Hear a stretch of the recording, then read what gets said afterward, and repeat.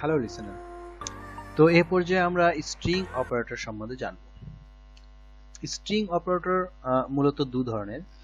একটি হলো কনক্যাটেনেশন, যেটিকে ডট দ্বারা প্রকাশিত করা হয়ে থাকে, এবং আরো একটি হলো কনক্যাটেনেশন অ্যাসাইনমেন্ট অপারেটর, যেটি দ্বারা আমরা মূলত স্ট্রিং নিয়ে কাজ করার সময় এই অপারেটরগুলোকে ব্যবহার করব। এবং স্ট্রিং অপারেটর মূলত স্পেশালি স্ট্রিং নিয়ে কাজ করার জন্য ডিজাইন করা হয়েছে। তো চলুন দেখে এসে আমরা এগুলি কিভাবে ব্যবহার করতে পারি। ধরুন আমি একটি ভেরিয়েবল ডিক্লেয়ার করছি, সেখানে লিখছি যে মাই ওয়েবসাইট,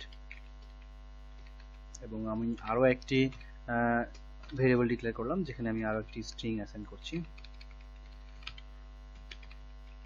আচ্ছা, তো আমি দুটি ভেরিয়েবল নিয়েছি যেখানে আমি একটি স্ট্রিং রেখেছি, এবং আমি y নামের আরো একটি ভেরিয়েবল ডিক্লেয়ার করেছি যেখানে আমি আরো একটি স্ট্রিং রেখেছি। তো আমি এখন আরো একটি ভেরিয়েবল z ডিক্লেয়ার করলাম যেখানে আমি কি করব, আমার উপরের দুটি ভেরিয়েবলকে কি করব, যুক্ত করব কনক্যাটেনেশন অপারেটর দিয়ে। হ্যাঁ, কনক্যাটেনেশন স্ট্রিং অপারেটর দিয়ে আমি কি করব, x এবং y কে যুক্ত করব, x ডট y। ওকে, যেহেতু আমরা ইতিপূর্বে জেনেছি যে পিএইচপিতে আমরা এই ধরনের জায়গায় আমরা যত খুশি স্পেস ব্যবহার করতে পারি, এতে করে কোনো প্রভাব পড়বে না। তাই বলে আমরা ইচ্ছা মতো বেশি স্পেস ব্যবহার করব না, আমাদের সুবিধা মতো যাতে সহজে আমরা আইডেন্টিফাই করতে পারি কোথায় কোন ভেরিয়েবল কিভাবে ব্যবহার করেছি, সেই অনুযায়ী আমরা স্পেস ব্যবহার করব। ঠিক আছে, এখন যদি আমি জি কে ইকো করি, সেক্ষেত্রে দেখুন আমাকে কি রেজাল্ট দেখাচ্ছে। সেক্ষেত্রে দেখুন সুন্দরভাবে আমার প্রথম স্ট্রিং এর সঙ্গে কি দ্বিতীয় স্ট্রিংটি যুক্ত হয়ে গেছে, তাই না? আচ্ছা, এটি গেল মূলত কনক্যাটেনেশন স্ট্রিং এর ব্যবহার।